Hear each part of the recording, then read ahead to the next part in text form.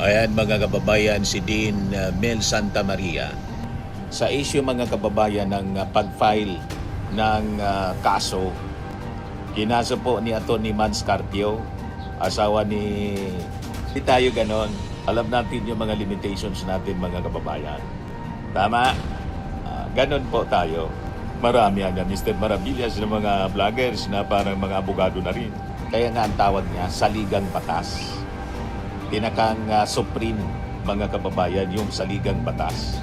Ibig sabihin yung mga batas na pinasa ng Congress pag hindi sumang-ayon. Pang-walong punto, a legislator anya performing a constitutional and sovereign function in good faith is immune from the reach of regular criminal and civil courts. Immune siya, hindi siya pwedeng nagbabagang mga balita at pagtalakay sa mga isyu ng lipunan. Bulsa! Opinyon, banat at paglalantad sa katotohanan. Bulsa! What you see is what you get. You decide.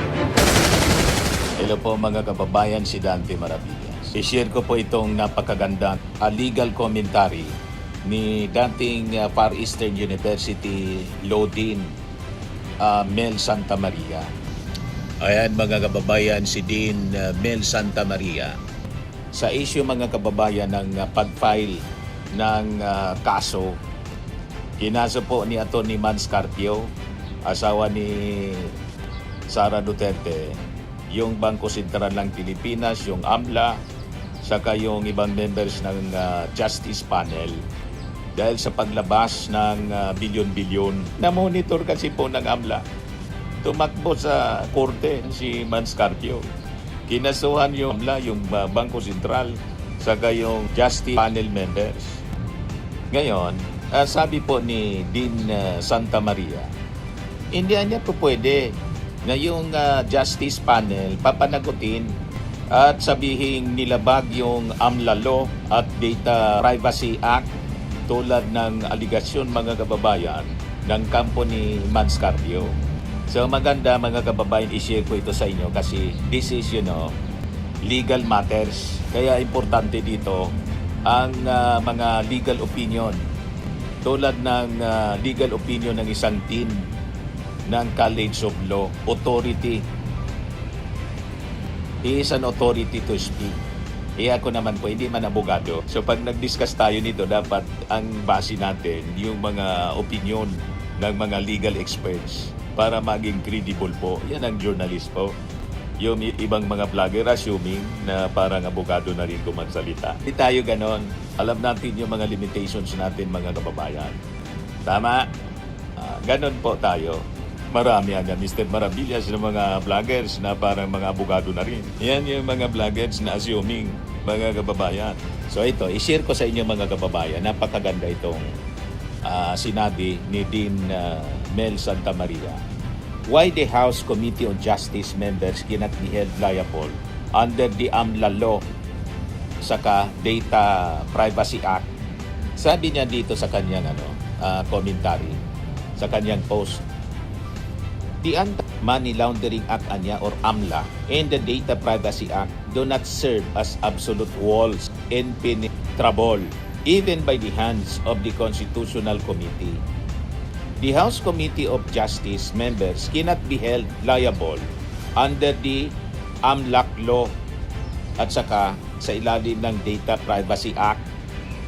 This can easily be demonstrated sabi ni Santa Maria. Una, at the apex of our legal system sits the Constitution. Ang Constitution, madaling sabi, yung pinakang mataas. Kaya nga ang tawag niya, saligang batas. Pinakang supreme, mga kababayan, yung saligang batas. Ibig sabihin, yung mga batas na pinasa ng Congress, pag hindi sumang-ayon sa saligang batas, ang constitutional, hindi yun maaari. So it is a supreme law of the land. It is the sun around which all statutes, including the AMLA and the Data Privacy Act, must orbit. Yan ang simpleng paliwanag mga kababayan. Kung ang isang batas niya may conflict with a clear constitutional mandate, the statute must yield. So kung ang isang batas ay nag-conflict doon sa saligang batas, yung batas na yon, halimbawa yung Data Privacy Act, mas chill doon sa konstitusyon. Ibig sabihin, masusundin dapat yung konstitusyon.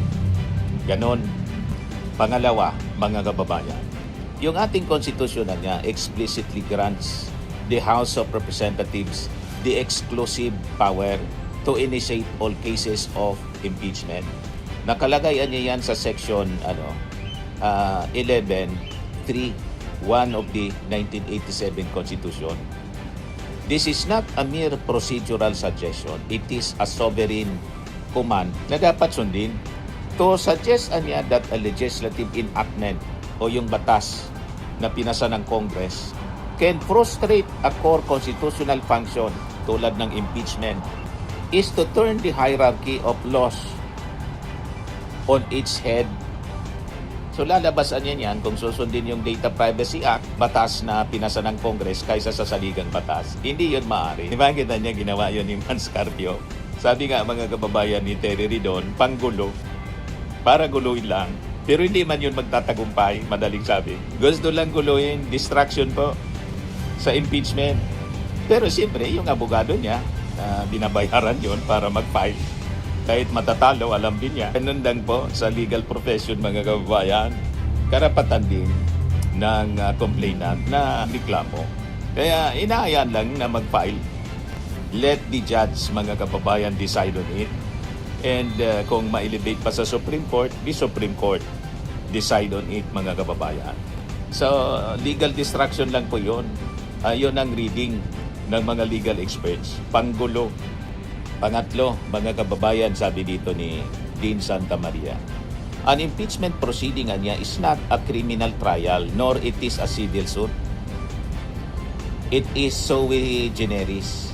It is primarily a constitutional and legal procedure with political characteristics. That is Duterte versus HOR na dinesisyonan, mga kababayan, noong July 25, 2025. Designed to protect the state from its own highest officers.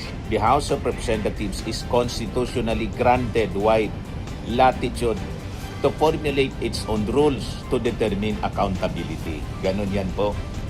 Pang-apat na punto, these rules are promulgated under a direct constitutional grant carry a constitutional status. When the committee issues a subpoena for AMLAC records, it is not acting as a mere statutory agency. It is performing a sovereign function. It is a textually demonstrable constitutional commitment.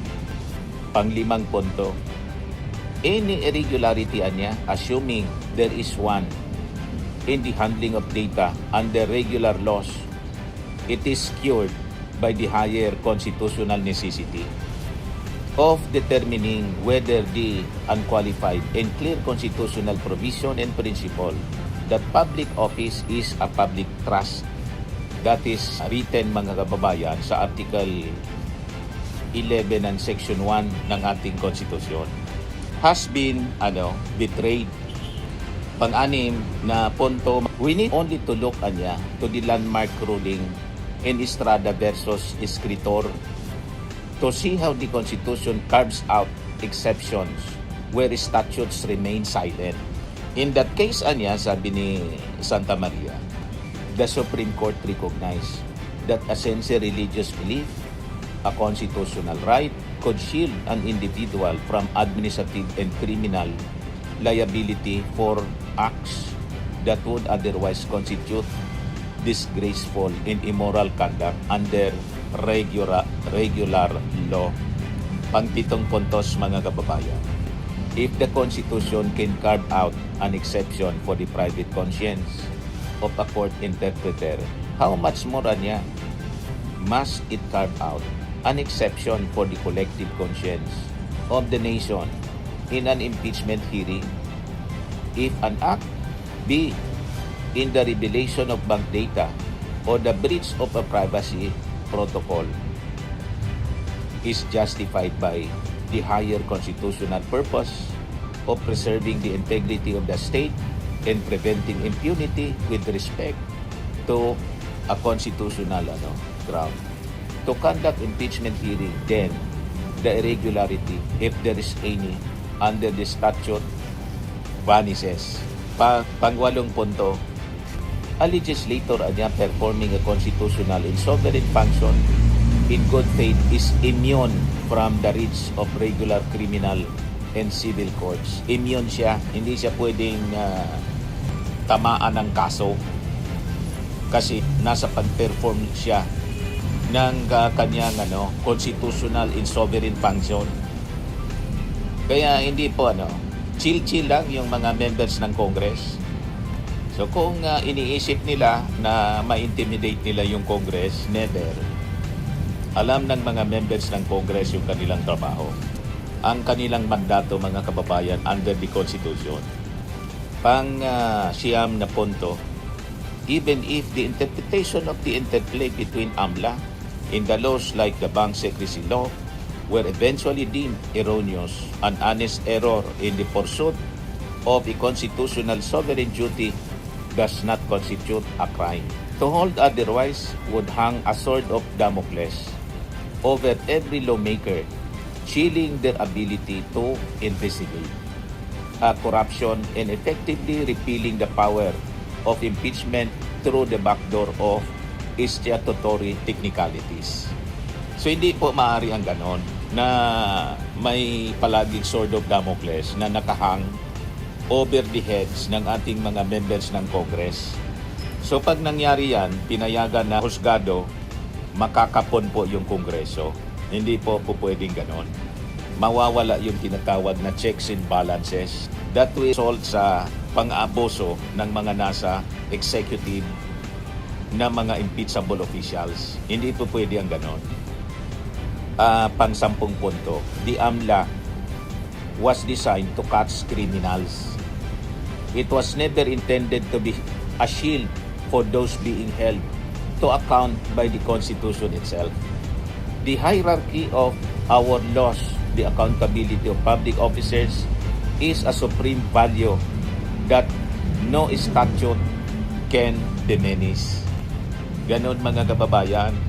So malinaw, ito pong final na kaso ni Mans Carpio, panggulo lang po at hindi yun magtatagumpay.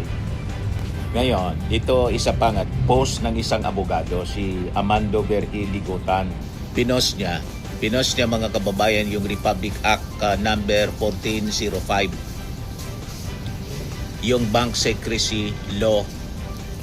I-share ko sa inyo ang kanyang post mga kababayan para malinawan yung ating mga mamamayang Pilipino. Kung totoo ba yung claim ng abogado ni Mans Carpio o ni Mans Carpio mismo. Sabi niya rito, the Bank Secrecy Law is one of the shortest laws out there. 5 sections on the substantial part. And it's also clear and straightforward. The absolute confidentiality does not apply to cases of impeachment. Kaya mali yung claim ng abogado ni Mans Carpio mismo. Sabi niya dito, there is no room for interpretation or any form of legal semantics or gymnastics. Only a trained mind will do that. Ang ibig sabihin, yung utak mga kababayan na under intense pressure para mag-file ng reklamo. Yun lang ang gagawa ng ganun. Madaling sabi sa full term, yung may baluktot na utak ni Mr. Parabillas, baluktot yung utak. Hindi ba ninyo nalata na puro baluktot ang utak ng kampo ng mga Duterte? Puro baluktot. Yung mali, yun ang tama. Yung tama, mali. Ngayon, i-share ko sa inyo kung ano ang laman ng Republic Act number 1405 para malinaw sa atin. Pinost dito ni Attorney Ligutan. An act prohibiting disclosure of or inquiry into deposits with any banking institutions and providing penalty therefore. Section 1, sabi dito, it is hereby declared to be the policy of the government to give encouragement to people to deposit their money in banking institutions and to discourage private hoarding so that the same may be properly utilized by banks in authorized loans to assist in the economic development of the country. Section 2. All deposits or whatever nature with banks or banking institutions in the Philippines, including investments in bonds issued by the government of the Philippines, its political subdivisions, and its instrumentalities are hereby considered as one of an absolutely confidential nature and may not be examined, inquired, or looked into. Bank Secrecy Law po ito inquired or looked into by any person. Hindi mo pwedeng silipin. Government official, bureau, or office, except upon written permission of the depositor. Kung may written na permission ng depositor, okay. Tulad ng ginawa ni Madriaga, pumirma siya ng waiver. Pwede na niya. Lahat ng bank deposits ko, bank accounts ko, tingnan ninyo para to support yung claim niya na may bilyon na dumaloy doon mula kay Sara at saka kay Digong at galing doon sa mga illegal activities ng Pogo. Yung iba siguro galing sa droga, nag-wave siya. So okay yon. Ano pa mga kababayan? Or in cases of impeachment, malinaw, in cases of impeachment, or upon order of a competent court in cases of bribery or dereliction of duty of public officials, or cases where the money deposited or invested in the subject matter of the litigation. So pwede po. So anong sabi po ni Atty. Ligotan? Very clear niya siya at saka straightforward. There's no room for interpretation or any form of legal semantics or gymnastics. Napakaklaro in cases of impeachment. So impeachment case ito mga kababayan. So may power ang Congress na tingnan. Malinaw na talo ang kampo ni Sara Duterte. Si Sara man lang anya dapat hindi kasama yung asawa. Anong hindi kasama ang asawa? Lumabas doon ang AMLA report kasama mga kababayan doon yung asawa. Na detect mga kababayan, kasalanan nila kasi nagtago sila ng ganun. Ang dapat na gawin mga kababayan nila kung hindi totoo, kaya lang hindi man sila nagpapasinungaling, walang denial. Hindi nila kini-question yung laman. Ang kini-question nila kung bakit yung confidentiality na violate daw. Walang violation sa confidentiality. Mga kababayan, Bank Secrecy Law, tapos AMLA kasi impeachment. Nasa impeachment case tayo. Malinaw na po, mga kababayan, ipaliwanag na lang ni Sara saan galing yung inflows, outflows. Yan ang dapat. Kung malinis, edi mag-attend siya, ipaliwanag niya. Ang problema, umiiwas. Mga kababayan, so lalong nako-confirm sa sa pag-iwas niya. Lalong naniniwala yung mga tao na talagang may mga inflows and outflows illegal. Hindi maintindihan kung saan galing yung yaman. Bilyon mga kababayan. Ayan man lang po ang ating short video ngayon. Ako po si Dante Maravillas. Bye-bye po. God bless. Sperming and lifting cream, pinapahid po sa mga pulses in affected area. Mainam po sa paninigas ng mga kaso-kasuan.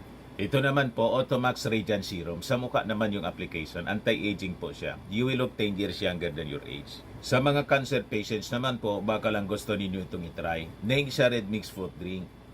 Hindi mo po siya gamot, food supplement siya. Kaya lang, gawa siya mga kababayan sa goji berry. Yung goji berry may anti-cancer properties. O ngayon, yung mga inquiries ninyo, dumiritso na lang kayo sa aming messenger sa Facebook para masagot namin agad. Ayos pa? Ayos na ayos niya, Mr. Maravilla. Sa mga nagana po ng malinis and spacious fitness gym, pumunta lang po kayo sa aming Colossal Fitness Gym. May Grab car rental din po kami. But anyway, ito po pala yung aming bagong product na binibenta online. I am worldwide amazing pure organic barley powdered drink mix from Australia. Negosyo to ng aking anak na architect entrepreneur Riz Maravillas. Ayan po. Kontakin na lang po ninyo siya, Riz Maravillas on Facebook. Ang mga health benefits niya, boost immunity, improves digestion, enhance energy levels, packed with antioxidants, prevent cancer. Ito naman po yung bago naming product na binibenta online. Eye Glow Serum, whitening po siya. Tingnan ninyo yung epekto sa aking anak na architect before and now. Yung mga inquiries po ninyo, dumiretso na lang kayo sa kanyang Facebook account, Riz Maravillas.